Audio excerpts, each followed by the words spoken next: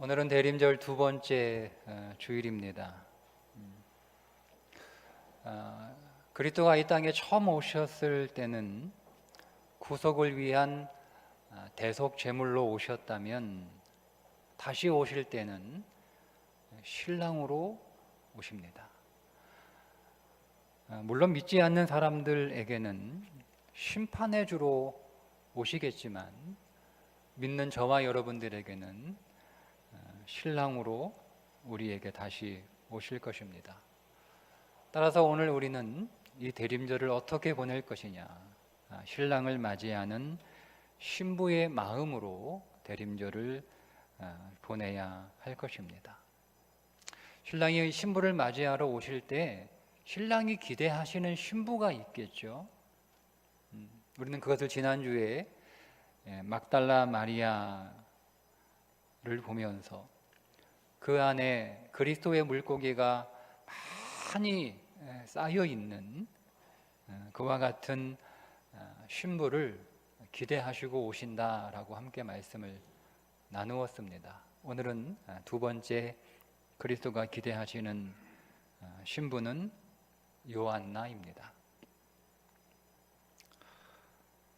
오늘 말씀해 보면 요한나는 자기의 소유로 그리스도와 제자를, 예수님과 제자를 섬겼다 이렇게 말씀하고 있습니다. 그러니까 요한나는 자기의 소유로 그리스도를 섬긴 여인입니다. 여러분, 우리가 어떤 소유로 누구를 섬긴다라고 하는 것은 사랑한다는 뜻입니다. 사랑은 내가 그 사람을 위해서 돈을 쓰는 게, 시간을 쓰는 게 하나도 아깝지 않은 게 그게 사랑이잖아요. 그죠? 오히려 아깝지 않은 정도가 아니라 내가 당신을 위하여 내 소유를, 시간을, 돈을 쓰는 것이 너무너무 기쁘다. 여러분, 이게 사랑 아닙니까? 여러분, 그래서 부모들은 자기를 위해서 쓰는 돈은 10원도 계산을 하지만 자녀를 위해서 쓰는 돈은 어떠세요? 전혀 계산을 하지 않죠. 분명히 돈이 없는데 돈이 없어요. 그런데 자녀들을 위해서 돈을 쓸 때는 돈이 나와요. 사랑하기 때문에 그렇습니다. 그게 사랑입니다. 향유 옥합을 깨어 예수님께 부어드린 그 여인을 제자들이 막 꾸짖고 책망할 때, 그들이 그 여인을 꾸짖고 책망했던 것은 그 제자들보다, 그 제자들이 그 여인보다 예수님을 덜 사랑했기 때문이다라고 이렇게 예수님이 말씀을 하셨습니다. 그게 사랑입니다. 사랑은 내 시간을, 내 돈을 쓰는 게 전혀 아깝지 않고 오히려 그것이 즐거운 것, 그것이 사랑이죠. 여러분, 결혼은 뭔가요? 결혼은 내 소유권을 다 넘기는 거예요. 내가 당신을 위해서 시간을 쓰는 게 너무너무 기뻐요. 내가 당신을 위해서 돈을 쓰는 게 너무너무 기뻐요. 이렇게 당신을 위해서 시간도 쓰고 돈도 쓰는 것이 이렇게 기쁜데 내 소유권을 당신에게 다 넘기면 얼마나 기쁘고 행복할까 해서 우리 결혼합시다. 그게 결혼입니다. 그러니까 결혼은 소유권을 다 넘기는 거예요. 내 시간도 내 소유도 다 넘기는 거예요. 그게 결혼입니다. 여러분, 그렇다면 결혼이라고 하는 것은 나에게 모든 소유권을 넘겼잖아요. 제 아내가 저에게 그의 모든 소유권을 다 저한테 넘긴 거예요. 그러면 저한테 넘긴 제 아내의 모든 소유권, 제가 일임받은 그 모든 소유를 가치 있게 만들어주는 것이 결혼 생활입니다.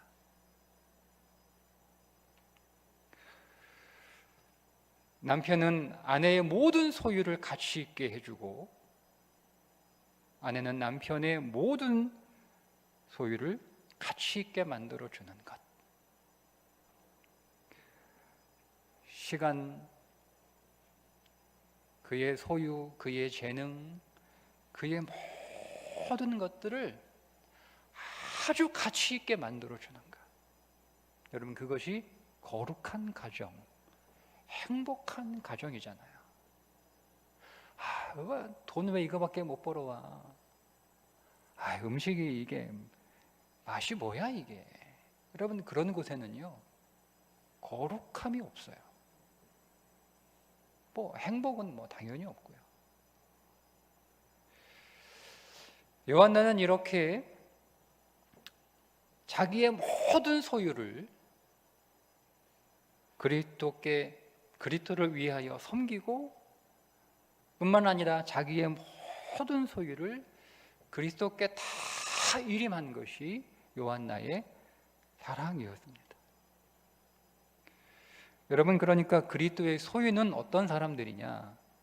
그리스도께 나의 모든 소유를 다 맡기는 거예요. 나의 소유로 그리스도를 섬길 뿐만 아니라 나의 모든 소유를 신랑이신 그리스도께 다 일임하는 거예요. 그러면 신랑이신 그리스도가 오늘 우리를 향한 사랑은 어떤 거겠어요? 우리의 모든 소유를 받으셔서 그것을 매우 가치 있게 만들어 주시는 것이 그리스도의 사랑입니다. 우리는 그리스도께 나의 모든 소유를 드려서 그분을 섬기는 것이 기쁘죠.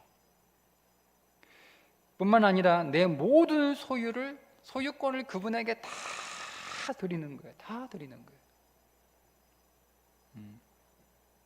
그럴 때 주님이 오늘 우리의 모든 소유를 진정으로 가치 있게 여기는 것. 여러분, 사실 이 믿음은 그리스도를 매우 가치 있게 여기는 믿음에서 나오는 거예요. 그리스도가 내 소유보다 더 가치가 있다. 그리스도가 나보다 더 가치 있을 뿐만 아니라 그분이 내 모든 소유보다 더 가치가 있다라고 하는 믿음, 그 믿음에서 내 모든 소유로 섬기고 내 모든 소유를 다 맡기는 거죠. 그리고 소유권까지 넘기는 거예요. 그것이 요한나의 믿음이었습니다. 무엇보다 예수 그리스도가 내게는 가장 가치가 있는 분이다. 이것이 신부의 사랑이었죠. 두 번째, 요한나는 영원한 신랑이신 그리스도뿐만 아니라 자기의 육신의 남편이었던 구사를 아주 가치 있게 여긴 아내였습니다. 남편 구사를 오늘 뭐라고 설명하냐면 헤롯의 청지기, 그러니까 재정 담당관이에요. 헤롯의 청지기 구사, 이렇게 설명을 해줍니다. 그러니까 요한나의 남편 구사는 헤롯을 섬겼다는 얘기잖아요. 그것도 굉장히 고위직에서, 그리고 굉장히 가깝게 헤롯을 섬겼다라고 하는 뜻입니다. 여기서 헤롯은 헤롯 대왕이 아니고 헤롯 대왕의 아들 헤롯 안디바입니다. 그런데 여러분, 헤롯 대왕은 굉장히 악한 왕이었잖아요. 유대 역사가 요세푸스가 이 헤롯 대왕에 대해서 기록을 하기를 온 천하에 이렇게 악한 왕이 있을까라고 썼어요. 여러분 잘 아시는 것처럼 예수님 태어나실 때 예수님을 죽이려고 했던, 예수님뿐만 아니라 모든 유대의 어린 아이들을 다 죽이라고 명령했던 자가 헤롯 대왕이잖아요. 헤롯 대왕은 그것뿐만이 아니라 자기가 죽을 때 자기가 이제 자기의 죽음이 임박한 건 알고 자기가 죽을 때 혼자 죽는 게 너무 억울한 거예요. 그래가지고 이 가이사라 빌립보 경기장 안에 많은 사람들을 가두어 놓고 뭐라고 명령하냐면 내가 죽을 때 저들도 다 죽이라는 거예요. 자기 혼자 죽는 게 억울한 거예요. 내가 보니까 내가 죽으면 아무도 나를 위해서 울어줄 사람이 없을 것 같아. 자기를 잘 아는 거죠. 그게 너무 억울한 거예요. 너희들도 한번 울어봐라 해서 그렇게 빌립보 원형 경기장에 사람들을 모아놓고 죽이라고 명령했던 거예요. 물론 그의 부하들이 그 명령대로 하지는 않습니다. 그러니까 그 정도로 악한 왕이에요. 여러분, 요세푸스가 기록을 하기를 얼마나 악한, 천하에 이렇게 악한 왕이 있을까? 사람이 죽음이 임박하면, 죽을 때가 되면 다 사람들 풀어주잖아요. 마음에서 풀어주고 실제로 놓아주잖아요. 그런데 어떻게 이 사람은 자기의 죽음이 임박함에도 불구하고 더 악하게 이런 통치자가 세상에 어디 있을까 이렇게 씁니다. 그런데 그의 아들 헤롯 안디바는 역사가들이 쓰기를 그의 아버지 헤롯 대왕보다 2배는 악한 왕이다 이렇게 씁니다. 그 아들은 지금 구사가 그 헤롯 대왕보다 2배는 더 악한 헤롯 안디바를 섬기고 있었다는 거예요.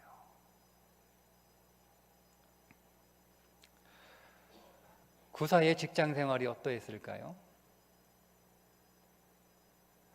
구사가 그의 아내 요한나와 함께 같이 예수님을 따랐는지 믿었는지는 우리는 알 수 없어요. 성경은 거기에 관하여 침묵하고 있으니까. 그러나 오늘 성경에 그의 이름을 상세하게, 그의 직업이 무엇이었는지까지 상세하게 기록하고 있는 것을 보면 누가복음이 쓰여지고 그것이 읽혀지던 시대에는 이 구사는 교회 공동체 안에 분명히 믿음의 사람이었던 것은 분명합니다. 이제 정년 은퇴해가지고 할아버지가 다 된 이 구사, 하나님을 잘 섬기고 교회를 잘 섬기고 있는 이 구사가 누구냐면 요한나, 예수님과 제자를 잘 섬겼던 요한나의 남편이었다라고 하는 것. 이렇게 이 구사 할아버지가 교회를 충성스럽게 잘 섬기고 있었던 이유는 그 뒤에 신앙 좋은 요한나가 있었다라고 하는 것을 밝히고 있는 거예요. 하지만 예수님이 살아계셨을 때 아내 요한나가 예수님을 섬기고 있었을 때에 그의 남편 구사도 예수님을 믿고 따랐는지 그거는 확실하지 않아요.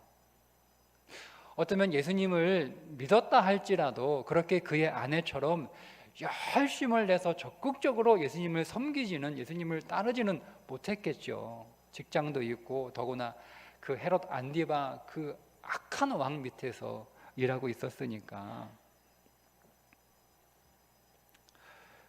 다만 그는 그의 아내가 예수님을 잘 섬기도록 뒤에서 재정적인 뒷받침을 해 주었던 남편이었습니다.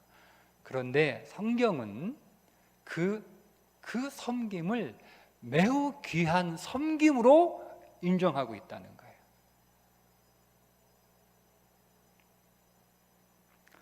여기서 오늘 우리는 이 요한나가 남편을 얼마나 존귀하게 여기고 대했는지를 읽을 수가 있습니다. 여러 가지 사정 때문에 이 구사가 교회는 못 나올 수 있었어요. 그렇죠?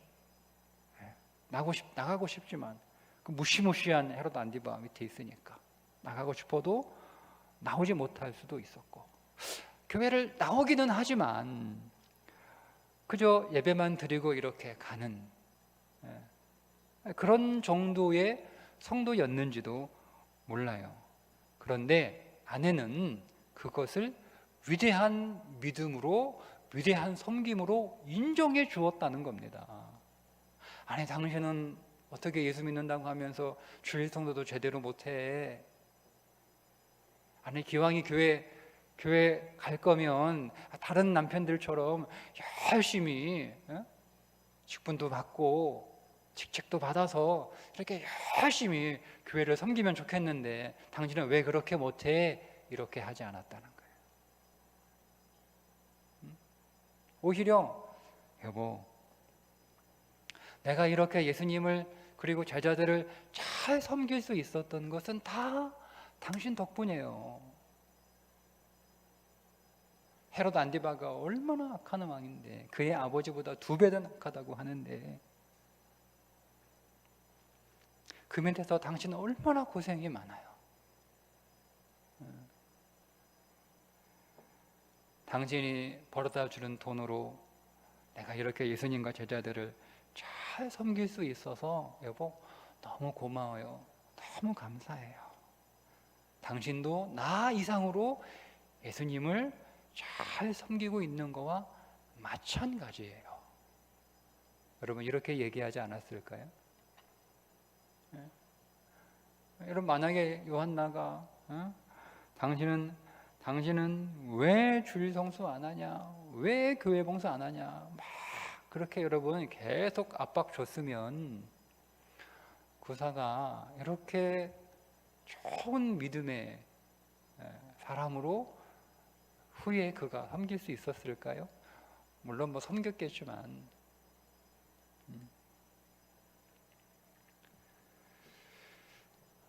여러분 직장에서 우리 남편들이 여러분 얼마나 고생하시는지 다 아시죠?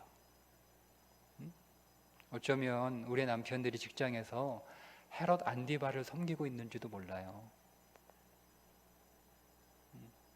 내 상사가 헤롯 안디바는 아니더라도 내가 만나는 사람들이 헤롯 안디바 같은 사람들이 얼마나 많습니까? 그 사람들을 상대하고 있는 거예요. 뭐 우리 남편들, 뭐 남편만 일하는 건 아니니까 우리 아내들도 마찬가지. 일하고 있으면 직장 생활이 그런 거예요. 헤롯 안디바를 섬기고 있는 거예요. 헤롯 안디바 같은 사람 밑에서 지금 일하고 있는 거예요. 그러니까 우리는 사실 그것을 감사하게 여겨요. 그런 헤롯 안디바 같은 사람 밑에서 그렇게 고생하며 일하고 벌어다 준 돈으로 내가 살고 있고 또 그 돈 가지고 내가 교회 헌금하고 있고 또 그것 가지고 교회를 섬길 수 있는 거잖아요. 그러니까 감사한 거예요. 고마운 거예요. 사실 여러분 많은 이 시대의 그리스도인들이 세상에 살면서 사실은 그런 갈등과 고민들을 많이 한다고 들었어요. 지금 정말 내가 의미 있게 살고 있는 건가? 내가 지금 하는 일이 정말 의미 있는 일이고 가치 있는 일인가? 헤롯 안디바를 지금 섬기고 있으니까 내가 지금 안디바, 헤롯 좋아하는 일을 하고 있는 게 아닌가? 여러분 그런 갈등들 많이 하잖아요. 네, 여러분 오늘 말씀 안에서 위로 받으십시오. 주님은 여러분들의 세상에서의 그런 모든 일상들을 하나님을 섬기는 그 섬김으로 받고 계신 줄 믿으시기를 바랍니다. 그렇게 보시는 거예요, 우리 주님이. 우리 주님이 그렇게 보시는 거예요. 매우 가치 있게 그렇게 여기고 계신 것이죠. 직접 주님을 섬기는 건 요한나이지만 그 요한나가 섬길 수 있도록 지금 이 구사가 뒤에서 후원하고 있으니까 그 뒤에 있는 구사의 섬김까지 지금 주님이 보고 계신 거예요. 주님 마음 안에 네가 나를 그렇게 잘 섬기고 있으니 수고하고 애쓴다. 여러분 그러면서 주님의 마음 안에 내가 너를 내 나라 영원한 나라를 위한 훌륭한 일꾼으로 내가 너를 세워 역사 가운데 사용하리라. 여러분 그렇게 계획하지 않으셨을까요? 그렇게 하셨잖아요. 그렇게 하셨잖아요. 그게 요한나 그 남편을 가치 있게 여기는 거예요. 세 번째 요한나는 은혜가 풍성한 여인이었어요. 이 요한나 이게 그 은혜라는 뜻이거든요. 원래 은혜라는 뜻의 이름이 요한이잖아요. 요한. 그러니까 요한은 남자에게 붙이는 이름이고 여자에게 이름을 붙일 때는 요한나 이렇게 씁니다. 그러니까 요한나는 그 이름 자체가 은혜라는 뜻이에요. 그러니까 그는 그의 이름처럼 많은 사람들에게 은혜를 베풀고 많은 사람들에게 관대하고 넉넉한 여인이었다라고 하는 거죠. 그리스도의 신부는 은혜로운 여인이에요. 많은 사람들에게 넉넉하고 많은 사람들에게 관대하고 많은 사람들을 품을 수 있는 여인이 그리스도의 신부입니다. 아브라함이 그의 집의 늙은 종에게 이제 이삭이 장가갈 때가 됐으니까 장가를 보내야 되는데 자기가 살고 있는 땅은 다 이방 땅이라 마땅한 여인이 없어서 믿음의 여인을 아내로 맞이해야 되니까 그 며느리 구해오라고 늙은 종을 어디로 보내죠? 나홀성으로 보내잖아요. 그 나홀성으로 이제 주인 아브라함의 명령을 받아서 이삭의 아내를 구하러 가던 그 종이 나홀성에 도착해서 하나님 앞에 이렇게 기도를 합니다. 창세기 24장 13절에 성중 사람의 딸들이 물 기르러 나오겠사오니 내가 우물 곁에 서 있다가 한 소녀에게 이르기를 청하건대 너는 물동이를 기울여 나로 마시게 하라 하리니 그의 대답이 마시라 내가 당신의 낙타에게도 마시게 하리라 하면 그는 주께서 주의 종 이삭을 위하여 정하신 자라 이로 말미암아 주께서 내 주인에게 은혜 베푸심을 내가 알겠나이다. 이렇게 기도를 끝내자마자 리브가가 물동이를 이고 나오는 거예요. 그래가지고 이제 이 아브라함의 종이 리브가에게 물 좀 마십시다. 그러니까 리브가가 확 째려보는 게 아니라 이게 마시세요, 마시세요, 얼마든지 마시세요라고 그 종에게 물을 마시도록 잘 마시도록 이렇게 잘 마시도록 그렇게 했을 뿐만 아니라 당신의 낙타들에게도 그 짐승들에게 낙타가 한 마리가 아니에요. 짐승들에게도 물을 길어다가 다 배불리 흡족히 먹였다고 나와요. 물이 얼마나 귀합니까? 다 먹여요. 다 먹여요. 여러분 성경에서 이삭은 그리스도의 모형입니다. 그렇다면 리브가는 신부인 우리의 모형이죠.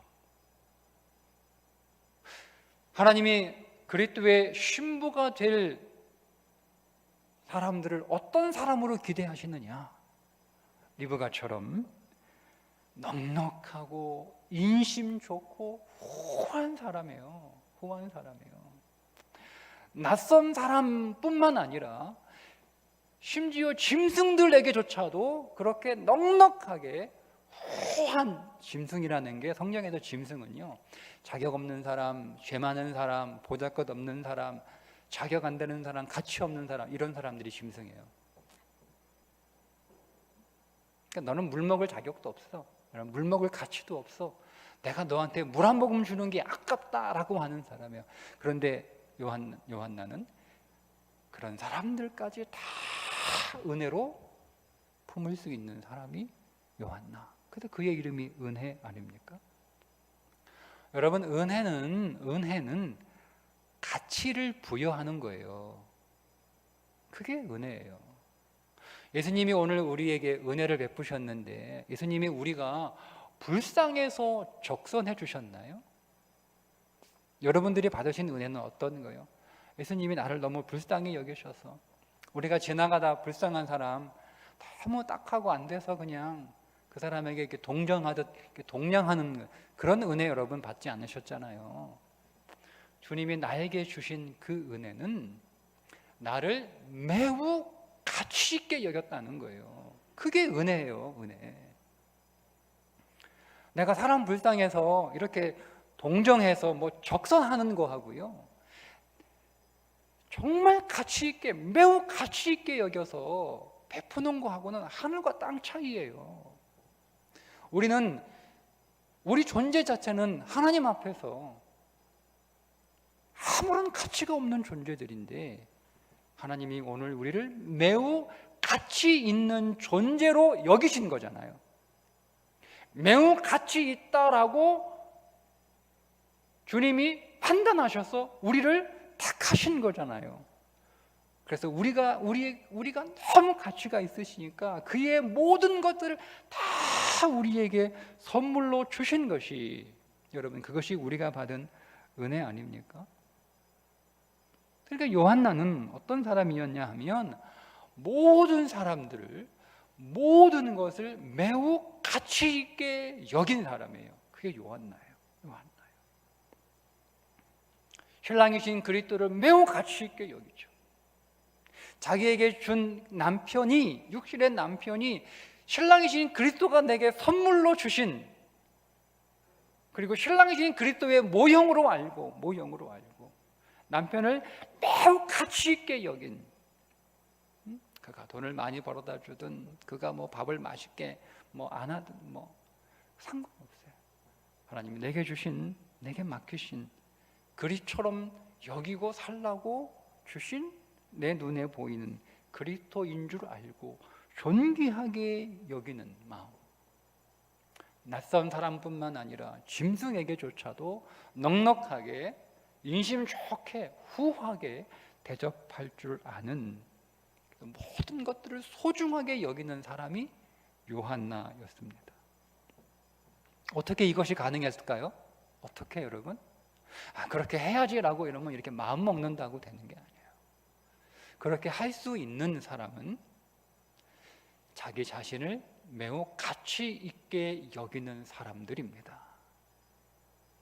그런데 내가 매우 가치 있고 내가 매우 소중하다라고 여기는 것은 스스로 자신을 가치 있게 여기는 게 아니라 그리스도 안에 있는 나죠. 그리스도가 내 안에 들어와 계시고 내가 그리스도 안에 있으니 그리스도가 나를 택하시고 나를 부르시고 나를 찾아오시고 나를 사랑하시고 나에게 모든 것을 주실 만큼 그 가치 있는 분이 그렇게 나를 부르시니 내가 가치 있다라고 여기는 거죠. 여러분, 이게 요한나의 믿음이었어요. 자기 자신을 가치 있게 여기고 자기 곁에 있는 사람들을 가치 있게 여기고 자기가 만나는 모든 사람들과 모든 것들, 그 모든 소유를 다 가치 있게 여길 수 있었던 것은 요한나는 신랑이신 그리스도를 매우 가치 있게 여기는 거죠. 주님이 찾으시는 신부, 신랑을 가치 있게 여기는 신부입니다. 신랑을 소중하게 여기는 신부. 바울이 고백하잖아요. 내가 모든 것들을 배설물로 여기고 심지어 내게 유익하고 내게 소중한 것들이라도 내가 해로 여기는 것은 그리스도를 아는 지식이 가장 고상함이라. 그가 신부예요. 그리스도가 너무 가치 있으니까 내게 유익한 것이라 하더라도 그리스도를 더 알고 그리스도를 더 소유하고 그분 안으로 더 들어가는 일에 방해가 되는 것이라면 설사 내게 유익한 것이라도 해로 여길 줄 아는 마음, 그가 신부죠.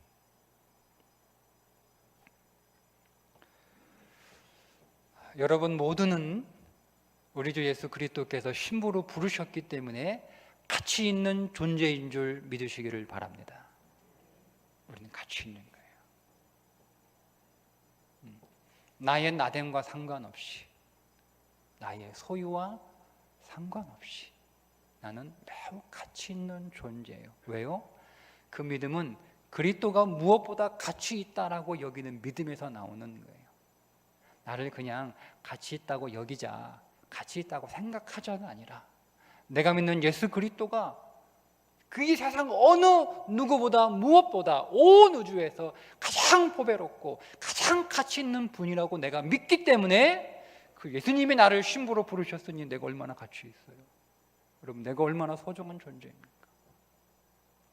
내가 얼마나 존귀한 존재입니까? 그러니까 그 예수님의 가치 있는 분이시니까 내 모든 소유를 다하여 그분을 섬길 수 있는 것이고, 그분이 너무너무 아름답고 가치 있는 보배로운 분이시니까 그분에게 내 소유를 다 맡기면 그분이 나의 모든 소유를 무엇보다 더 가치 있게 만들어 주실 수 있는 것을 믿고, 이미 모든 것들이 다 가치 있음을 믿는 믿음 안에서 내 곁에 있는 사람들, 나 만나는 사람들, 내게 주어진 모든 것들을 가치 있게 대하는 믿음.